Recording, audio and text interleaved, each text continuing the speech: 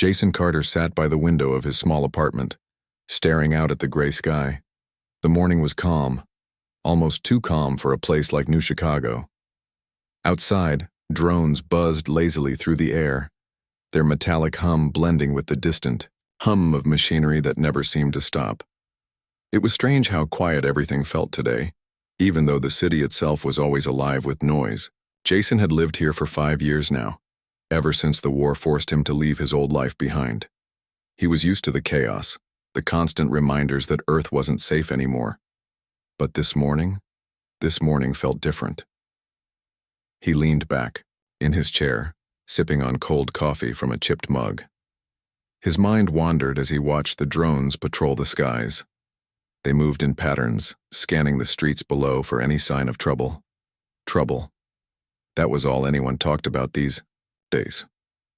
Trouble came in many forms: broken power grids, food shortages, and of course the Verathi. Everyone knew who they were. The alien coalition had been humanity's greatest enemy for decades, their sleek ships and advanced weapons turning entire planets into wastelands. Jason had seen enough battles to know what they were capable of. And yet, despite everything, there was something nagging at him today, something he couldn't quite put his finger on. A knock at the door pulled him out of his thoughts. He set the mug down and stood up, brushing crumbs off his shirt.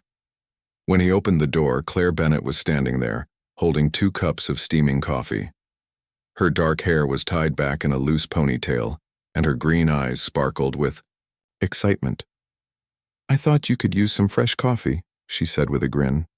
"And I've got news." Jason stepped aside to let her in. Claire was one of the few people he trusted these days. She worked at Central Command, analyzing data and monitoring communications between human forces and the Verathi fleet. They weren't close friends, but they shared a bond forged by survival. Living in New Chicago meant relying on others, even if only a little. Jason appreciated her visits. They reminded him that not everyone had given up hope. "Thanks," he said, taking one of the cups. "What kind of news?" Claire sat down on the couch, setting her coffee on the table. "They announced a ceasefire," she said, her voice tinged with disbelief. "Between us and the Verathi. It's supposed to happen later today." Jason froze mid-sip. A ceasefire?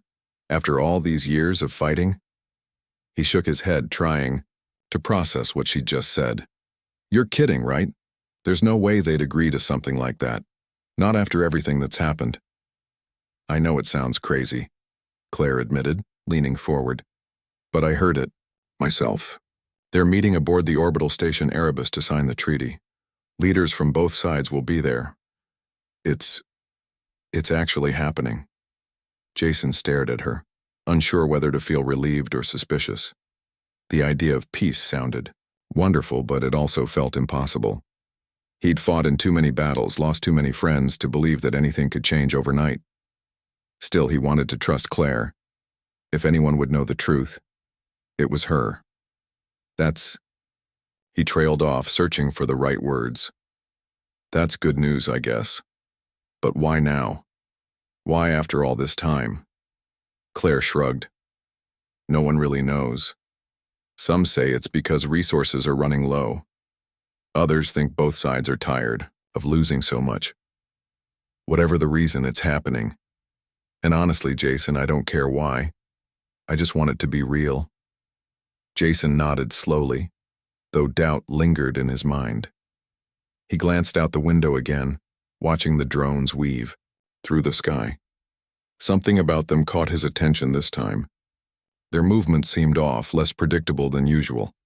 He frowned, narrowing his eyes. "Hey, do you notice anything weird about those drones?" Claire followed his gaze. "Weird how?" "They're moving differently," Jason replied. "Like they're struggling or something. Look at the way they drift when they turn, that's not normal." Claire squinted, trying to see what he meant. Sure enough, the drones did seem a bit unsteady.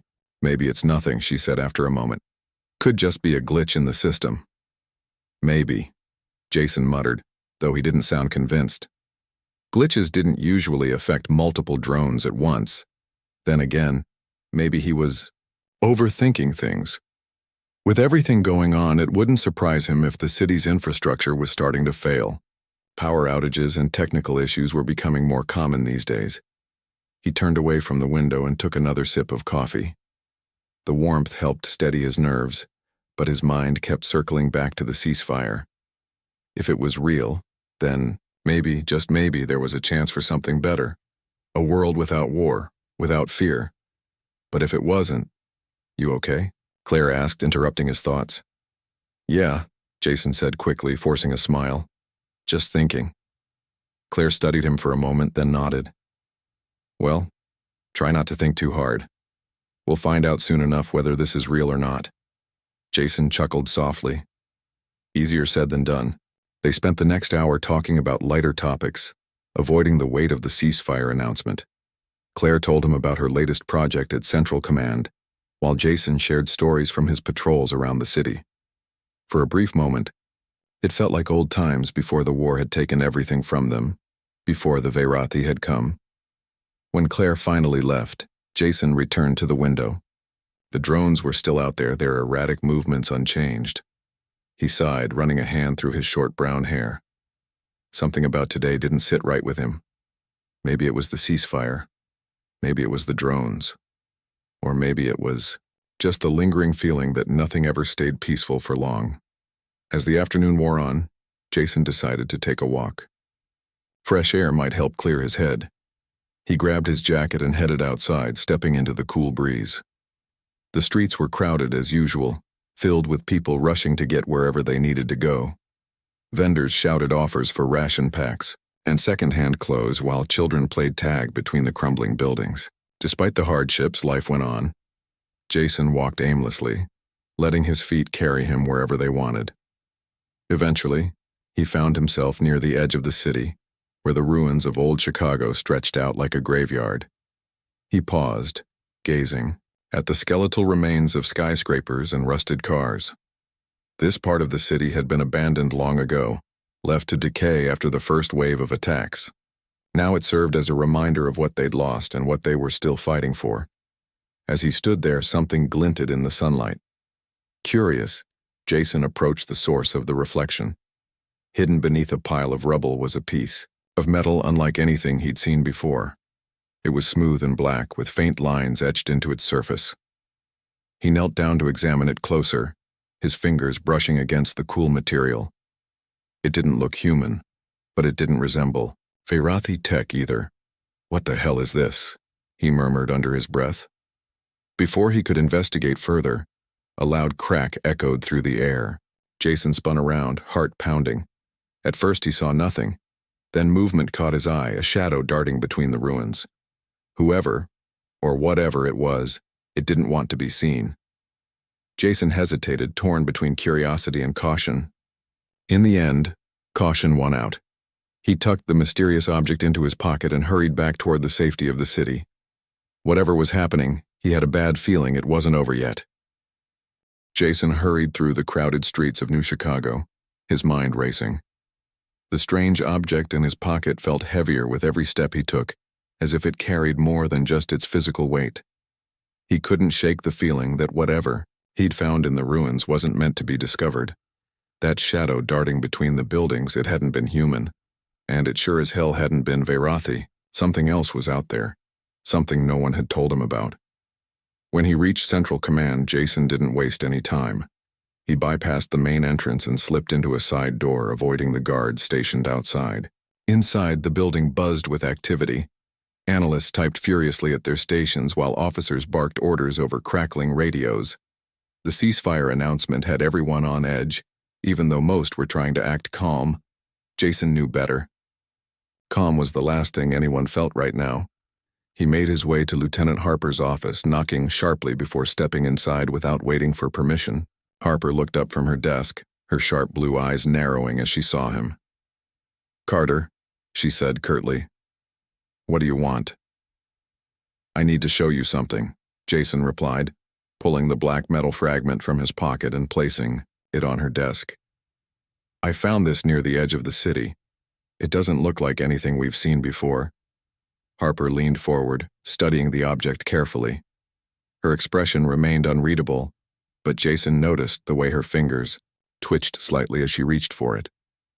"Where exactly did you find this?" she asked, her tone clipped. "Out by old Chicago," Jason explained. "It was half buried under some rubble. There's more where that came from, I'm sure of it." Harper picked up the fragment, turning it over in her hands. For a moment, she seemed lost in thought. Then, without warning, she dropped it back onto the desk and stood up. "Forget about it, Carter," she said firmly. "It's probably just debris from an old battle. Focus on your patrols instead." Jason frowned, taken aback by her dismissive attitude. "Lieutenant, this isn't normal. You know it isn't. If it's not ours or theirs, then whose is it? Someone needs to figure that out." "And someone will," Harper snapped. "But it won't be you. Your job is to keep the streets safe, not go digging around in ruins looking for conspiracy theories. Do I make myself clear?" "Yes, ma'am," Jason muttered, though he didn't mean it. He grabbed the fragment off the desk and shoved it back into his pocket. As he turned to leave, he caught a glimpse of Harper's wrist console. She was scrolling through encrypted messages, her face tense. Whatever she was reading, it wasn't good news. Back outside, Jason decided to take matters into his own hands. He didn't trust Harper. Not anymore. Something about her reaction had set off alarm bells in his head. If she wasn't going to investigate the fragment, then he would. He headed to his workshop, a small garage tucked away in the industrial district. It was cluttered with tools and spare parts, but it was also private. No one would bother him here.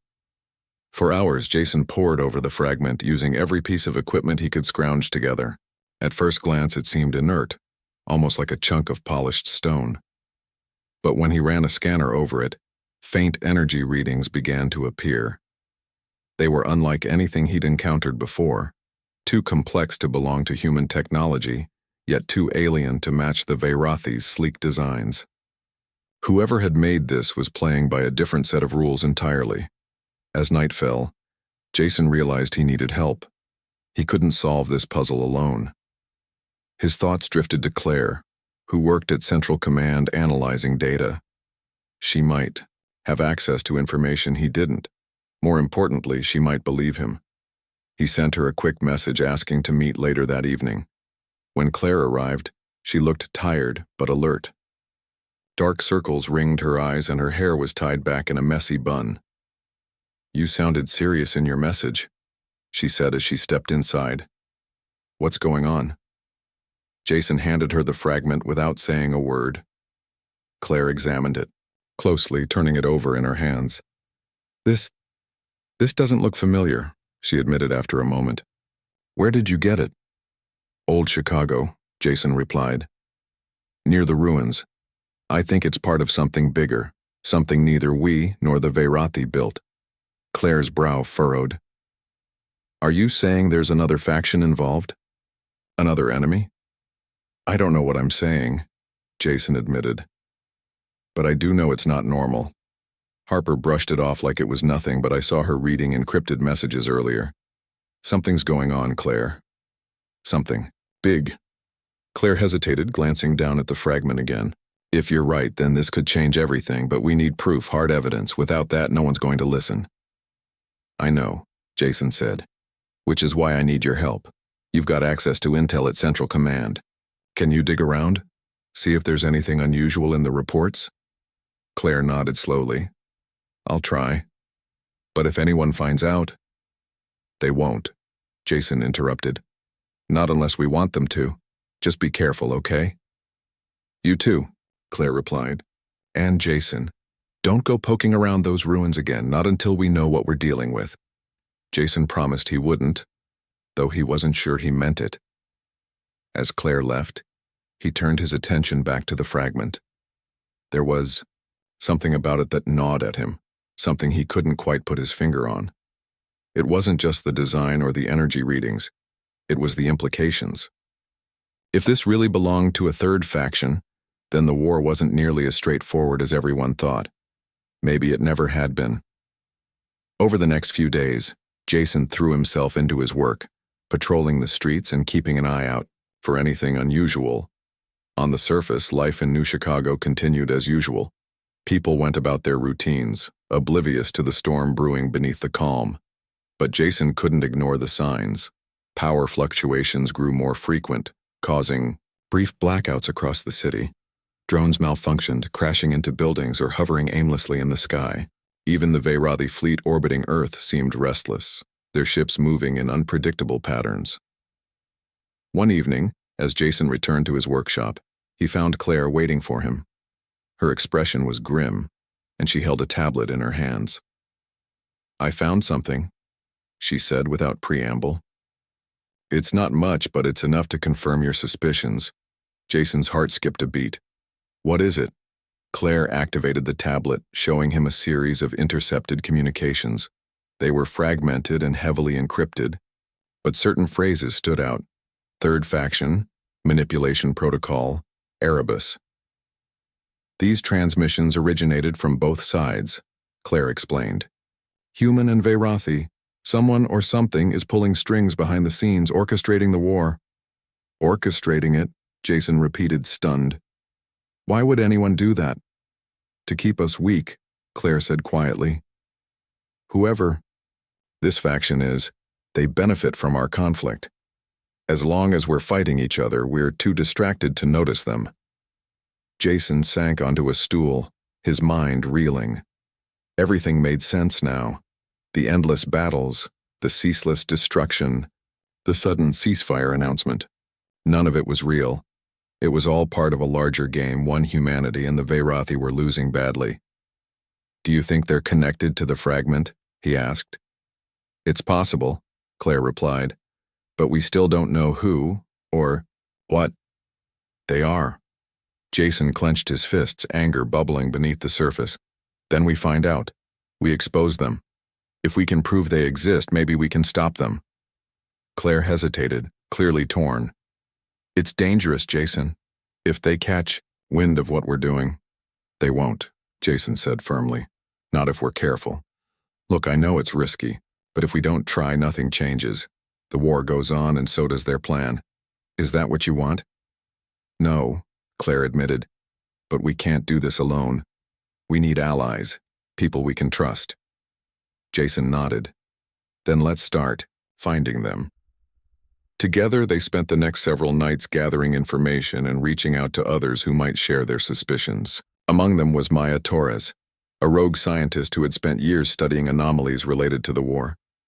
When Jason and Claire approached her, she listened intently, nodding along as they explained their findings. "This isn't the first time. I've heard rumors of a third faction," Maya said when they finished, "but I always dismissed them as paranoia. Until now." She tapped a finger against her chin, thinking. "If what you're saying is true, then we're dealing with something ancient, something far beyond our understanding." "Ancient?" Jason echoed. "Like aliens?" "Maybe," Maya replied. "Or maybe something older than aliens, something that feeds on chaos and destruction. If they've been manipulating us all along, then ending the war might be exactly what they want." Jason exchanged a worried glance with Claire. Ending the war? After everything they'd sacrificed, everything they'd lost, the idea of peace, being used as a weapon, was almost unbearable. But if Maya was right, then exposing the truth was their only chance. "We need a plan," Claire said finally. "Something bold enough to get people's attention but subtle enough to avoid tipping off whoever's behind this." Maya smiled faintly. "Leave that to me. I've got a few ideas." As the three of them began plotting their next move, Jason couldn't help but feel a flicker of hope. For the first time in years, he wasn't just reacting to the war, he was fighting back. And maybe, just maybe, they could turn the tide. Claire stood outside the orbital station Erebus, her heart pounding as she adjusted the stolen uniform she wore. She had managed to sneak aboard under the guise of delivering classified documents, but every step felt like walking on thin ice. The corridors of the station were eerily quiet, the hum of machinery and faint buzz of artificial gravity the only sounds breaking the silence. Claire clutched the tablet in her hands, pretending to review data while scanning for any sign of trouble. Her mission was simple: gather evidence about the ceasefire talks, and uncover the truth behind the mysterious third faction. But nothing about this situation felt simple. As she made her way deeper into the station, Claire noticed something odd. The delegates from both sides, human and Veirathi, were nowhere to be seen. Instead, operatives from both factions moved through the halls with purpose, their faces tense, their movements hurried. Claire ducked into an alcove as two human officers passed by, their voices low but urgent. "They're going to sabotage it," one of them muttered. "If we don't stop them, there won't be a treaty at all." "Then why don't we just pull out?" the other snapped. "This whole thing is a setup anyway." Claire's stomach churned. A setup? She had suspected something wasn't right, but hearing it confirmed made her blood run cold. She waited until the officers were gone before slipping further into the station. Every instinct screamed at her to turn back, to warn Jason and the others, but she couldn't leave without answers. Not now. Eventually, she found herself near the main conference room where the ceasefire talks were supposed to take place. The doors were sealed shut, but a nearby panel caught her eye. It was a security terminal, its screen flickering with live feeds from cameras inside the room. Claire hesitated for a moment, then tapped the screen. What she saw made her breath catch in her throat. Instead of signing documents or shaking hands, the delegates were arguing fiercely. Human leaders accused the Veirathi of hiding weapons caches, while the Veirathi countered with claims of human espionage. The tension in the room was palpable, even through the grainy footage. But what shocked Claire the most was the presence of shadowy figures moving in the background. They weren't human or Veirathi, they were something else entirely. Their forms shifted unnaturally, like smoke given shape, and they hovered silently behind the delegates, watching everything. Claire's hands trembled as she recorded the footage onto her tablet. Whatever these beings were, they weren't here to help. They were manipulating the situation, ensuring the ceasefire collapsed before it even began. She needed to get this information to Jason and the others as quickly as possible. Before she could move, a voice spoke behind her. "You shouldn't be here." Claire spun around, her heart leaping into her throat. Standing in the corridor was Ryan Doyle, a former colleague from Central Command. His dark hair was disheveled, and his face was lined with exhaustion, but his eyes were sharp and calculating. Claire took a step back, clutching the tablet tightly. "Ryan, what are you doing here?" "I could ask you the same question," he replied, his tone calm but firm. He glanced at the tablet in her hands. "You've seen too much, haven't you?" Claire swallowed hard, trying to keep her voice steady. "I don't know what you're talking about. I'm just delivering some files." Ryan shook his head, a humorless smile tugging at his lips. "You always were a terrible liar, Claire. I knew you'd come sniffing around once you heard about the ceasefire. You always did have a knack for sticking your nose where it didn't belong." "What's going on, Ryan?" Claire demanded, taking another step back. "What are you doing? Working with them?" "Not them," Ryan corrected. "For them. The Veirathi, I mean. Or at least that's what everyone thinks." He leaned against the wall, crossing his arms. "But the truth is more complicated than that. This war isn't what it seems. Neither side is really in control." Claire stared at him, her mind racing. "The third faction, you know about them, don't you?" Ryan nodded slowly. "They call themselves the Aegis, ancient beings who thrive on chaos. They've been pulling the strings since the beginning, making sure neither humans nor Veirathi ever win. All they care about is keeping the conflict alive." "And the ceasefire?" Claire asked, her voice barely above a whisper. "Is that part of their plan too?" Ryan's expression darkened. "It's a trap. Both sides think they're coming, here to negotiate peace, but the Aegis are using this meeting to weaken us. Once the fighting starts again, and it will, they'll strike. Neither side will survive." Claire's knees felt weak, but she forced herself to stay upright. "Why are you telling me this?" "Because I want to stop them," Ryan said simply. "At first I thought I could play along, use the Aegis to my advantage, but I was wrong. They don't care about anyone, Not humans, not Veyrathi, not even me. If we don't act now, it's over. Claire hesitated, torn between distrust and desperation. Could she believe him? Or was this just another trick? What do you want me to do? Get off this station, Ryan said urgently. Take what you've learned and warn your friends. Tell them to look for the Aegis's base on the moon. That's where they're controlling everything from. And you? Claire asked. Ryan glanced down the corridor, his jaw tightening. I'll buy you some time. Just promise me you'll stop them. Before Claire could respond, alarms blared throughout the station. Red lights flashed, bathing the corridor in an ominous glow. Ryan grabbed her arm, pulling her toward a maintenance hatch. Go! He shouted. Now! Claire didn't argue. She slipped through the hatch, clutching the tablet tightly as she descended into the bowels of the station. Behind her, she heard muffled shouts and the sound of footsteps growing louder. Ryan was buying her time, just as he promised. But she knew it wouldn't last long. The escape route was narrow and dimly lit, forcing Claire to crawl on her hands and knees. Her pulse thundered in her ears as she pushed forward, ignoring the sharp edges digging into her skin. Finally, she reached an airlock leading to a docking bay. A small shuttle sat waiting, its engines humming softly. Claire didn't hesitate. She climbed aboard and powered up the systems, her fingers flying over the controls. As the shuttle detached from the station, Claire glanced back at Erebus one last time. Explosions lit up the hull, sending debris spiraling into space. She clenched, her fists, tears stinging her eyes.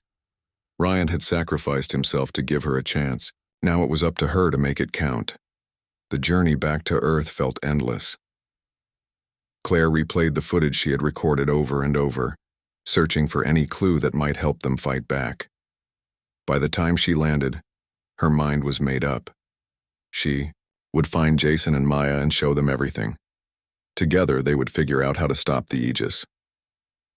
When she finally reached New Chicago, Claire wasted no time. She headed straight to Jason's workshop, bursting through the door without knocking. Jason and Maya were already there, poring over maps and schematics. They looked up in surprise as Claire entered, her face pale and drawn. We need to talk, Claire said, setting the tablet on the table. Everything we thought we knew about the war, it's a lie. Jason frowned, picking up the tablet. What happened? Claire took a deep breath, steadying herself. The ceasefire was a setup. The Aegis, they're behind everything. They've been manipulating both sides, making sure the war never ends. And if we don't stop them, none of us will survive. Maya leaned forward, her eyes wide. How do you know this? I saw it, Claire replied. On Erebus. Ryan told me before. Her voice cracked and she looked away. Before he stayed behind to give me a chance to escape. Jason placed a hand on her shoulder, his expression grim. We'll honor his sacrifice. But we need a plan. Maya nodded, tapping the map of the moon. The Aegis's base is here. If we can infiltrate it, maybe we can shut them down. But we'll need help. Jason stood up, determination etched across his face. Then let's get to work. We're running out of time. Over the next few days, the group worked tirelessly to prepare for their mission. They gathered supplies, modified a stolen shuttle for stealth, and recruited trusted allies to assist them. Everyone knew the risks, but no one backed down. This was their chance to end the war, not just for themselves, but for everyone. On the night of the mission, Jason, Claire, and Maya boarded the shuttle, their hearts heavy but resolute. As they launched into space, Claire gazed out the window, at the distant moon. Somewhere out there the Aegis waited, their shadows stretching across the galaxy. But this time, humanity wouldn't go down without a fight. The shuttle approached the hidden base, its cloaking system masking their presence. Jason gripped the controls tightly, his knuckles white. Ready? He asked, glancing at Claire and Maya. Ready, they replied in unison. With a final burst of speed, the shuttle slipped past the base's defenses and into the unknown. The battle ahead would be dangerous, but they were prepared. For the first time in years, hope burned brightly in their chests. The war might not be over yet, but the end was finally within reach. The The shuttle descended silently toward the hidden base on the moon, its engines muffled by the cloaking system Maya had installed. Jason kept his hands steady on the controls, his eyes fixed on the barren landscape outside. The moon's surface stretched endlessly, a sea of gray dust and jagged craters. But beneath that desolate exterior lay the Aegis's stronghold, a labyrinth of tunnels and chambers shielded from detection. It was their final destination, the place where the truth about the war would either be uncovered or buried forever. Claire sat beside him, her fingers gripping the edge of her seat. She had barely spoken since they left Earth, her mind replaying the events on Erebus. Ryan's sacrifice weighed heavily on her, but she forced herself to focus. This mission wasn't just for him. It was for everyone who had suffered because of the Aegis. Maya sat in the back, reviewing schematics of the base on a tablet. Her voice broke the tense silence. "The entry point is just ahead," she said, pointing to a dark crater on the horizon. "There's a ventilation shaft we can use to get inside. It's risky, but it's our best shot." Jason nodded, steering the shuttle toward the crater. As they approached, the ground seemed to swallow them whole, the shadows growing darker until they were completely enveloped. He powered down the engines and turned to the others. "Ready?" "Let's do this," Claire replied, her voice firm despite the fear in her eyes. Maya handed each of them small devices clipped to their belts. "These will disrupt the Aegis's sensors, at least for a little while. Don't waste time once we're inside. We need to find the core and shut it down." They climbed out of the shuttle, their boots crunching softly against the dusty surface. The air was eerily still, the only sound the faint hum of their equipment. Jason led the way, his flashlight cutting through the darkness as they moved deeper into the crater. At the center was the ventilation shaft, a narrow opening barely wide enough for one person to squeeze through. "I'll go first," Jason said, slipping his pack off his shoulders. He activated the sensor disruptor and began climbing down the shaft, his movements careful but deliberate. Claire followed close behind, with Maya bringing up the rear.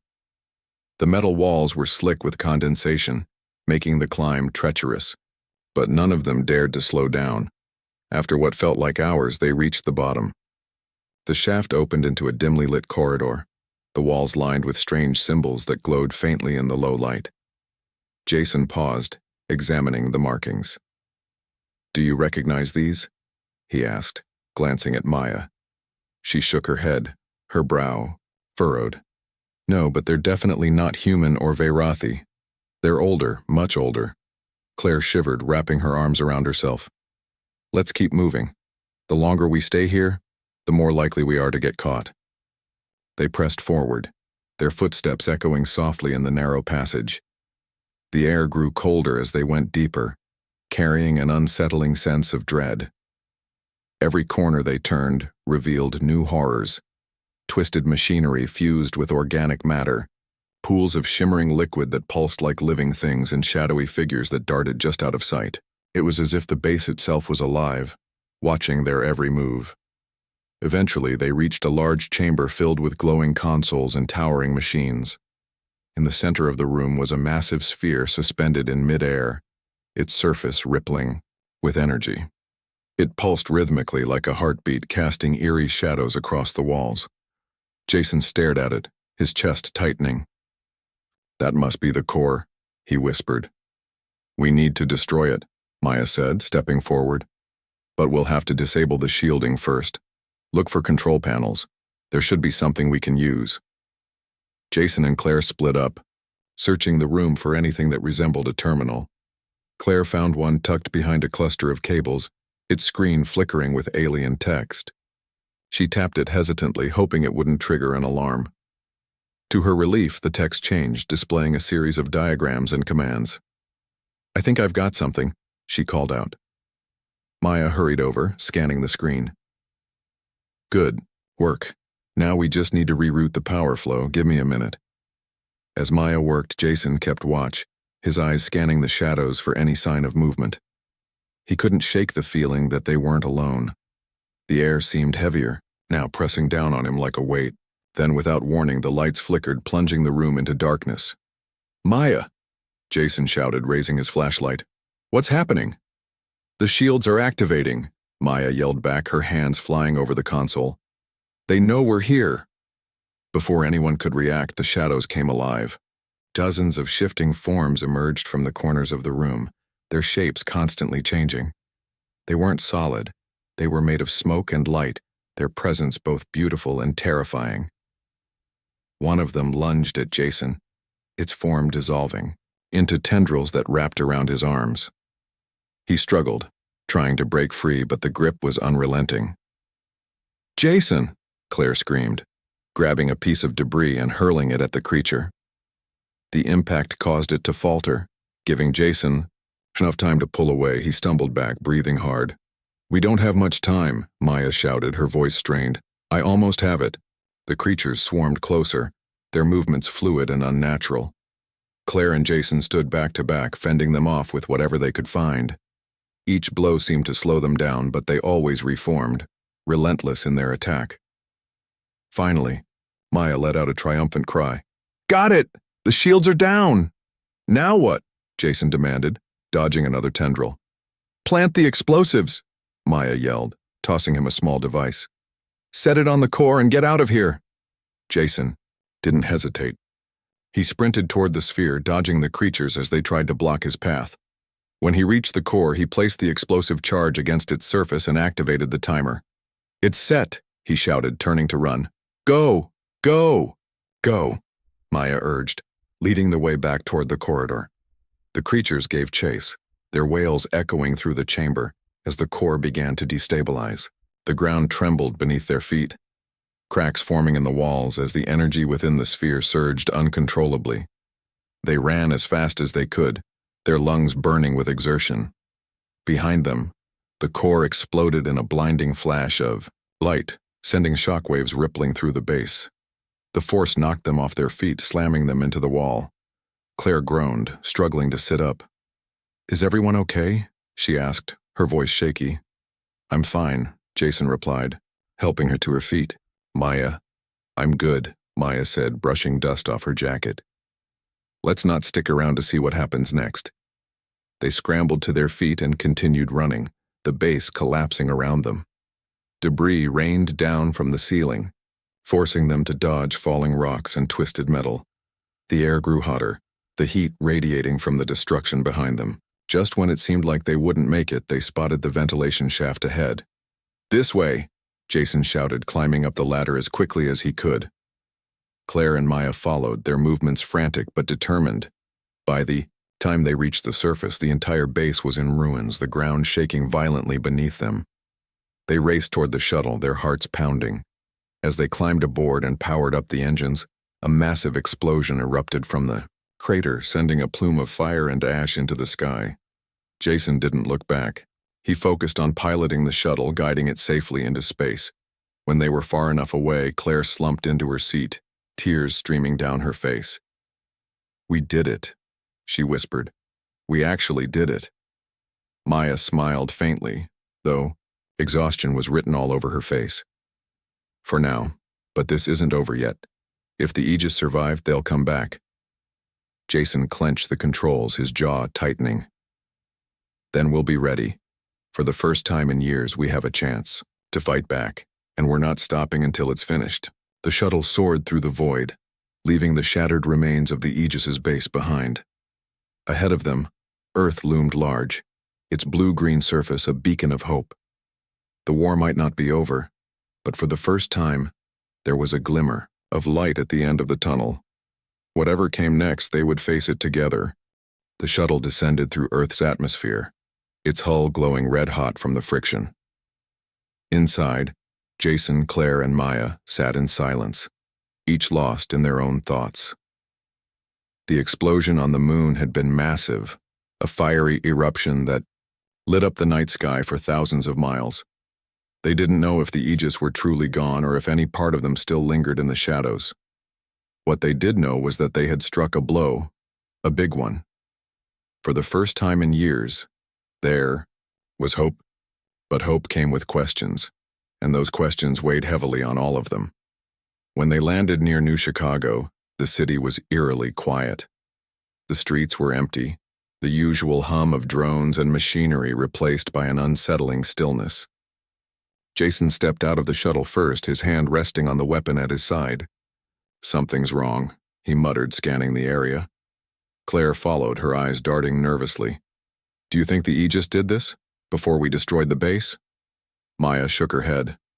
"No, this feels different. It's like the whole city shut down." They moved cautiously through the streets, their footsteps echoing in the silence. Stores were abandoned, doors left wide open as if people had fled in a hurry. Cars sat idle in the middle of intersections, their engines cold.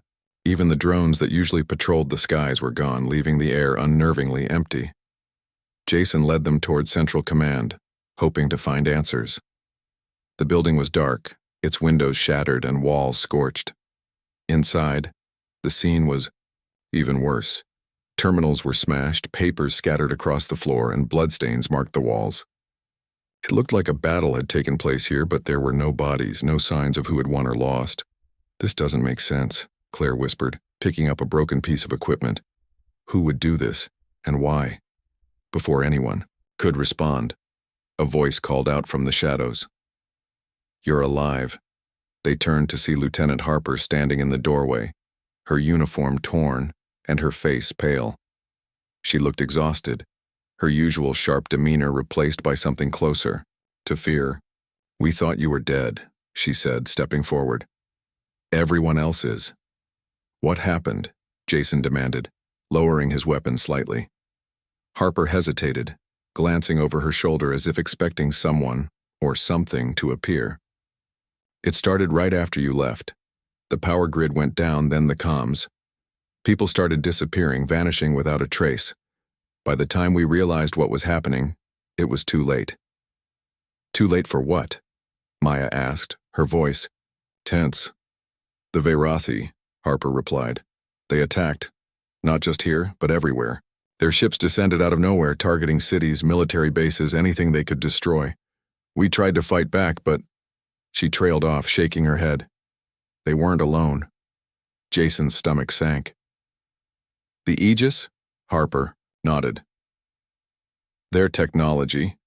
It's integrated into the Verathi fleet now. Ships that shouldn't exist, weapons we can't counter. It's like they've been upgraded overnight. We couldn't hold them off." Claire clenched her fists, anger bubbling beneath her grief. So all of this, the ceasefire, the sabotage, it was just a distraction, to weaken us before the real attack. "It looks that way," Harper admitted. "But there's more. While we were fighting the Verathi, another force showed up. Human forces, but not ours. Mercenaries, rogue units, entire armies working together under someone else's command. They hit us from behind while we were focused on the front lines." Jason exchanged a worried glance with Maya. "Who's leading them?" Harper shook her head again. "I don't know. Whoever it is, they're organized, ruthless, and they've got access to information we thought was secure." The group fell, silent, the weight of Harper's words sinking in. Humanity was being attacked from all sides, caught in a web of betrayal and manipulation. The Aegis weren't just pulling strings. They were orchestrating a symphony of destruction, ensuring no one survived to challenge them. "We need to regroup," Maya said, finally breaking the silence. "If we're going to stand a chance, we have to find others who are still alive. Build a resistance." Harper frowned. "It won't be easy. Most of our allies are either dead or scattered. Communications are down, so we can't reach anyone outside the city." "Then we start small," Jason said firmly. "We gather whoever we can find here and work outward. If we can take back Central Command, we might be able to restore some order." Claire nodded, though her expression was grim. "And we'll need supplies, weapons, medicine, food, whatever we can scavenge." Harper crossed her arms, considering their plan. "It's risky, but I don't see another option." Over the next few days, the group worked tirelessly to fortify Central Command. They scavenged nearby buildings for anything useful, patching up defenses and setting traps in case of another attack. Slowly, survivors began to trickle in. Civilians, hiding in basements, soldiers separated from their units, even a few scientists who had managed to escape the chaos. Each new arrival brought fresh determination. but also reminders of how much they had lost. One evening, as the sun dipped below the horizon, Jason stood on the roof of Central Command, staring out at the ruined city. Claire joined him, handing him a bottle of water. "How are you holding up?" she asked softly. "I've been better," Jason admitted, taking a sip. "But I keep thinking about Ryan, about everyone who didn't make it." Claire sighed, leaning against the railing. "Me too. Sometimes it feels like we're just delaying the inevitable." "Maybe," Jason said. "But even if we lose tomorrow, at least we're fighting. That's something." Before Claire could respond, Maya appeared at the door, waving urgently. "You need to see this." They followed her downstairs to the main control room, where a makeshift communications array had been set up. One of the screens flickered to life, displaying a grainy image of a man in a military uniform. His face was weathered, his eyes sharp and calculating. Behind him, rows of soldiers stood at attention, their weapons gleaming in the dim light. "This is General Carter," the man said, his voice steady and commanding. "To any surviving forces of humanity, the war isn't over. The Veyrathi and their puppet masters may think they've won, but they've underestimated us. If you're hearing this message, you're not alone. Rally to my position. I'll provide coordinates shortly. Together we can turn the tide." The screen went black, leaving the room in stunned silence. Jason stared at it, his mind racing. "That's impossible," he muttered. "General Carter died years ago." "Or so we thought," Maya said, frowning. "What if the Aegis brought him back? Used his image to manipulate us?" "Or what if it's really him?" Claire suggested. "What if he found a way to survive?" Jason shook his head. "Either way, it's a trap. We can't trust anyone right now. Not until we know, for sure." Maya nodded in agreement. "He's right. Whoever this is, they're playing on our desperation. We stick to the plan. No distractions." The others reluctantly agreed, but the seed of doubt had been planted. As the days passed, more messages came through, some promising salvation, others threatening destruction. Each one added to the growing sense of unease. The group knew they couldn't afford to let their guard down, but the temptation to believe was strong. One night, as they prepared for another patrol, Harper approached Jason. "There's something you should know," she said quietly. "About me." Jason raised an eyebrow. "What is it?" She hesitated, glancing around to make sure no one was listening. "Before the war escalated, I was assigned to a special task force. Our job was to investigate anomalies, things that didn't fit. Like the fragment you found." Jason's eyes narrowed. "Why are you telling me this now?" "Because I think it's connected," Harper admitted. "Whatever the Aegis are, they've been influencing humanity for longer than we realize. Maybe even centuries. If we're going to stop them, we need to understand them." Jason studied her for a moment, then nodded. "All right, start talking." As Harper explained what she knew, Jason felt a chill run down his spine. The Aegis weren't just ancient beings. They were architects, shaping civilizations only to tear them apart when they became too powerful.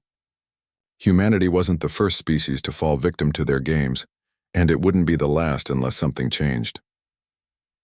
By the time Harper finished, dawn was breaking over the horizon. Jason looked out at the city once more, his resolve hardening. The road ahead was uncertain, filled with dangers they couldn't predict. But one thing was clear: giving up wasn't an option. "Let's get to work," he said, turning to the others. "We've got a world to save." The resistance had grown stronger over the weeks. What started as a small group of survivors hiding in Central Command had turned into something more, a fragile but determined alliance of civilians, soldiers, and scientists united by one goal: survival. Jason stood on the roof of the building, watching the first rays of sunlight break through the haze that had settled over New Chicago. It wasn't much, but it was enough to remind him that life still existed outside the ruins. Below him, people moved about their tasks, repairing defenses, scavenging supplies, and training for whatever came next. They weren't ready to win, not yet, but they were learning how to fight. Claire approached him quietly, holding 2 cups of coffee. Morning, she said, handing him one. You look like you haven't slept. I haven't, Jason admitted, taking a sip. Too much to think about. Claire leaned against the railing, her gaze fixed on the horizon. We've come a long way since we blew up that base on the moon, but I can't shake the feeling that it's not over, that it'll never be over. Jason nodded. Maybe not, but every step we take gets us closer to ending this mess, for good. Inside, Maya was working with a team of engineers to modify weapons scavenged from abandoned military outposts. The Aegis's influence was everywhere, in the strange energy signatures left behind after battles, in the eerie silence that followed Veyrathi attacks, in the way the enemy seemed to know their every move before they made it. Maya refused to let frustration get the better of her. Instead, she poured all her focus into finding solutions, no matter how small. We need EMPs, she told the team, pointing to a schematic on the wall, something that can disrupt their systems long enough for us to strike back. If we can overload their shields, even briefly, we might have a chance. One of the engineers raised a hand. What if we use parts from the drones? Their tech is compatible with ours, at least partially. Maya smiled faintly. Good idea. Start stripping them down. We'll figure out the rest later. As the days passed, reports began filtering in from other cities. Some groups had managed to hold their ground, fighting off both the Veyrathi and rogue human factions. Others had been wiped out entirely, leaving nothing but ash and rubble. General Carter's messages continued to broadcast across the airwaves, each one more urgent than the last. He promised salvation, rallying points, and reinforcements, but no one trusted him, not after everything they'd been through. Still, his broadcasts served another purpose. They kept hope alive. Even if the general was a lie, the idea of someone else surviving somewhere else gave people strength, and strength was something they desperately needed. One evening, Harper called. A meeting in the main control room. Jason, Claire, and Maya gathered around the table, their faces tense. Harper spread out a map of the region, marking key locations with red dots. These are attack patterns, she explained. The Veyrathi aren't hitting random targets anymore. They're focusing on specific areas, supply lines, communication hubs, anything that could help us rebuild. They're trying to starve us out, Claire said grimly. Exactly, Harper replied. But there's something else. Look at these coordinates. She pointed to a cluster of red dots near the outskirts of the city. This isn't just about resources, it's about control. They're setting up a forward operating base here. Jason frowned. Why would they risk moving so close to us? Because they think we're weak, Maya answered. They don't expect us to fight back. Harper crossed her arms.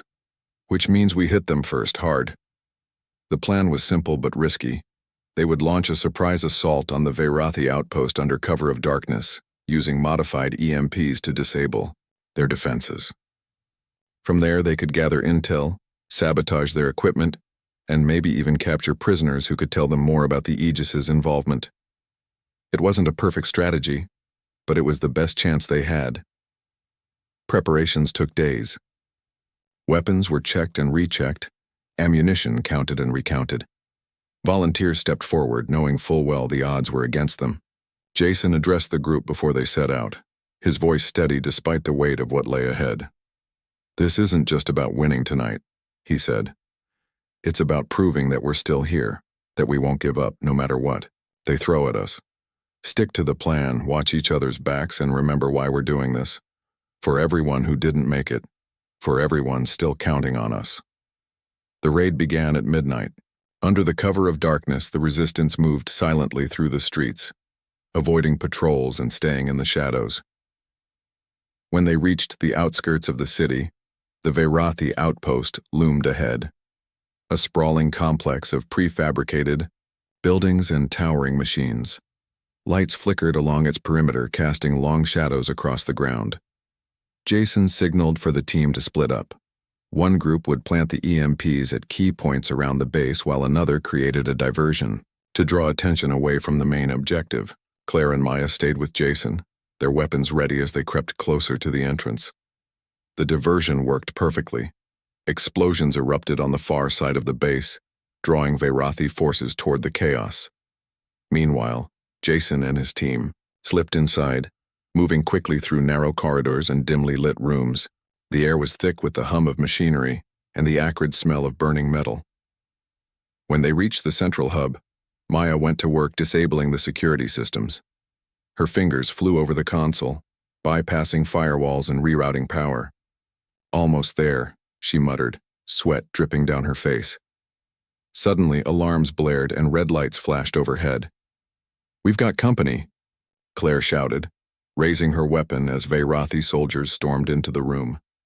Jason fired first, his shots hitting their marks with precision. The others followed suit, the sound of gunfire echoing through the chamber. Despite being outnumbered, the resistance held their ground, forcing the Veyrathi back step by step. "Done," Maya yelled, slamming her fist on the console. The lights flickered, then went out, plunging the room into darkness. A moment later, the EMPs detonated, sending shock waves rippling through the base. Machines sputtered and died, their alien energy drained in an instant. "Let's go," Jason ordered, leading the charge back toward the exit. Behind them, the base crumbled into disarray, its defenses rendered useless. By the time they returned to Central Command, dawn was breaking once more. Exhausted but victorious, the group gathered in the control room to assess the damage. They had captured several prisoners, though none were willing to talk. More importantly, they had secured data drives filled with information, data that might finally reveal the truth about the Aegis. As Maya began analyzing the files, Claire turned to Jason. "Do you think this will change things?" "It has to," Jason replied, though his tone betrayed uncertainty. "Even if it doesn't end the war, it gives us a fighting chance." Hours later, Maya called everyone together. Her expression was unreadable as she connected the data drive to the main screen. Lines of code scrolled past, interspersed with fragments of text and images. Finally, a single phrase appeared in bold letters. "The cycle continues." "What does that mean?" Claire asked, her voice trembling. Maya hesitated, her hands shaking slightly. "It means we're not the first, or the last. The Aegis have done this before to countless civilizations. They manipulate, destroy, and rebuild, always keeping themselves hidden, always controlling." Jason clenched his fists, anger bubbling beneath his calm exterior. "Then we break the cycle, no matter what it takes." The room fell silent, the weight of Maya's discovery settling over them. The war wasn't just about survival anymore. It was about defiance, about proving that humanity wouldn't bow to ancient gods or unseen masters. In the days that followed, the resistance grew stronger. Word of their victory spread, inspiring others to join the fight. Slowly but surely, alliances formed, not just among humans, but with some factions of the Veyrathi who had grown disillusioned with the Aegis's control. Together they prepared for the final battle, knowing it would be their hardest yet. As Jason looked out over the city once more, he felt a flicker of hope. The scars of the war would never fully heal, but they were proof of resilience. Proof that even in the darkest times, people could find a way to stand together. For the first time in years, Jason allowed himself to believe in a future where peace was possible. Not because it was easy, but because it was worth fighting for. And fight they would, until the day the war was truly concluded.